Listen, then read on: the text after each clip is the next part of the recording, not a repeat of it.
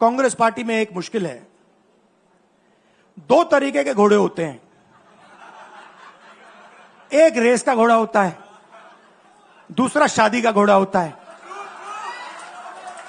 ये आप कभी कभी कांग्रेस पार्टी क्या करती है, रेस के घोड़े को शादी में भेज देती है और शादी के घोड़े को रेस में लगा देती है। जो रेस का घोड़ा है, जो तैयार है, दौड़ने के लिए तैयार है, उसको रेस में लगाना चाहिए। और जो हमारे शादी के घोड़े हैं, वो हैं, उनको हमें शादी में बारात में नचा देना चाहिए। अच्छा, अब मैंने दरोमत की बात करी, मगर एक शिकायत भी है।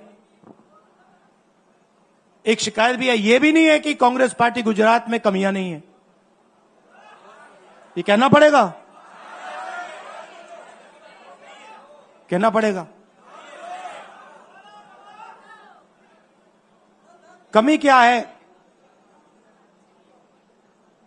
एक कार्यकर्ता ने मुझे बहुत अच्छी तरह बताया, कांग्रेस पार्टी के कार्यकर्ता ने, राहुल जी कहता है मुझे, राहुल जी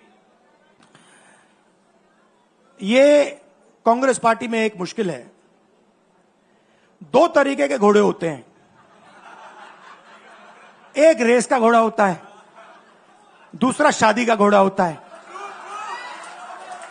ये आप कभी कभी कांग्रेस पार्टी क्या करती है, रेस के घोड़े को शादी में भेज देती है और शादी के घोड़े को रेस में लगा देती है।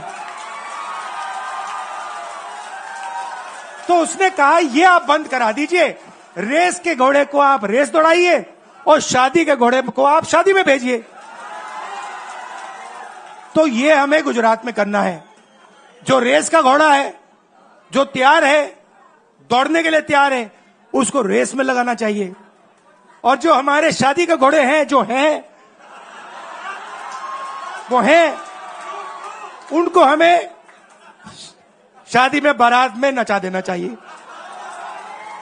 तो अब मेरा कहना है कि यह काम सीरियसली करना है। हम पिछले चुनाव में, आप भी जानते हो, मैं भी जानता हूं कि हम बीजेपी से पिछले चुनाव में नहीं लड़े थे, ठीक से नहीं लड़े थे। उससे पहले चुनाव में 2017 में हम 3 महीने कह लो, 4 महीने कह लो, 4 महीने 3 महीने हम लड़े और नतीजा आपने देखा। गुजरात के सीनियर नेताओं ने मुझे बस में कहा, मैं बता रहा हूं आपको इनसाइड ट्रैक, मुझे बस में कहा कि राहुल जी गुजरात में हमें 40 सीटें मिलेंगी। मैंने उनसे कहा 40 नहीं, हम चुनाव जीतने जा रहे हैं। और 16 सीट से हम चुनाव हारे। अब 3 साल है, 3 महीने में हम फिनिश लाइन तक पहुंच गए थे। 3 साल में हम फिनिश लाइन को मतलब उधर पीछे छोड़ के निकल जाएंगे। मैं आपको यहां कह रहा हूं कि आप लोग गुजरात में कितने साल बाद,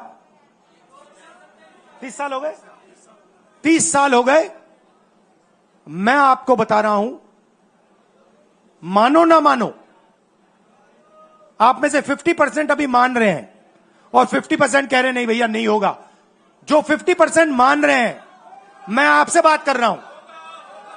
जो 50% मान रहे हैं, मैं आपसे बात कर रहा हूं।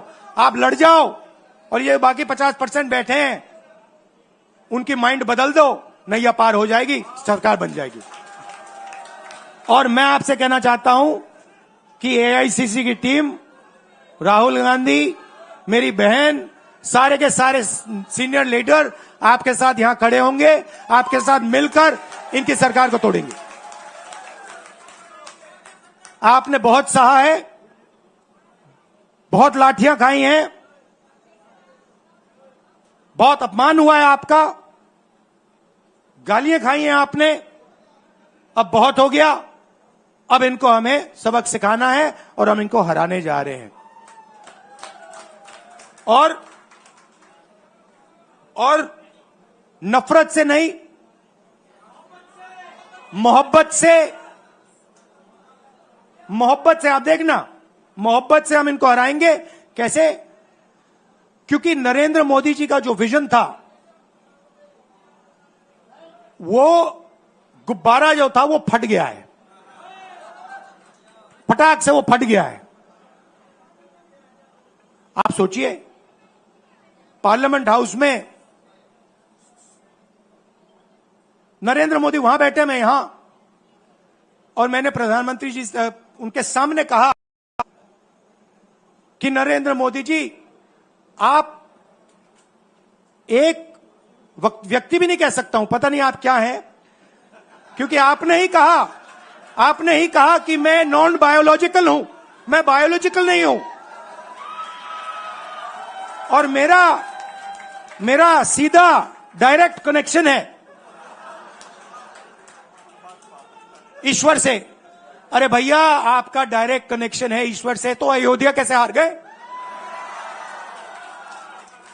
कैसे हार गए? तो हमारे प्रधानमंत्री सोचते हैं कि बाकी सब लोग बायोलॉजिकल, गुजरात की जनता बायोलॉजिकल, गांधी जी बायोलॉजिकल, हिंदुस्तान के किसान मजदूर सब लोग बायोलॉजिकल, और Narendra Modi non biological. Speaker sir ने मुझे कहा, ऐसे मत बोलिए। मैंने कहा, मैं थोड़ी बोल रहा हूं, ये तो प्रधानमंत्री बोल रहे थे, मैं तो उनकी बात कर रहा हूं। स्पीकर बिल्कुल चुप हो गए। बात तो सही है, बात तो सही है, ये राहुल गांधी के शब्द थोड़ी है, ये तो हिंदुस्तान के प्रधानमंत्री के शब्द हैं, नॉन बायोलॉजिकल। अब सोचिए, वो व्यक्ति जो अपने आप को नॉन बायोलॉजिकल समझता है और देश की जनता को बायोलॉजिकल समझता है, कि मतलब मैं यहां और बाकी जनता वहां, वो गुजरात को विजन कैसे दे सकता है? जो किसानों का दर्द नहीं समझ सकता, मजदूरों का दर्द नहीं समझ सकता, डायमंड इंडस्ट्री में जो काम करते हैं उनका दर्द नहीं समझ सकता, नॉन बायोलॉजिकल व्यक्ति वो गुजरात को कैसे रास्ता दिखा सकता है? नहीं दिखा सकता। तो अब आपका काम है गुजरात को विजन देना, गुजरात के युवाओं को, किसानों को, मजदूरों को, माताओं बहनों को विजन देना कि भैया हम आपके लिए ये करने जा रहे हैं। आपने हमारा मैनिफेस्टो देखा? हिला के रख दिया था बीजेपी को, आपने देखा? वैसा मैनिफेस्टो बनाना है गुजरात के लिए। गुजरात की जनता से मिलकर 1 लाख लोगों ने हमारा मैनिफेस्टो बनाया था। वैसे ही हम गुजरात में लाखों लोगों से पूछकर अपना मैनिफेस्टो बनाएंगे,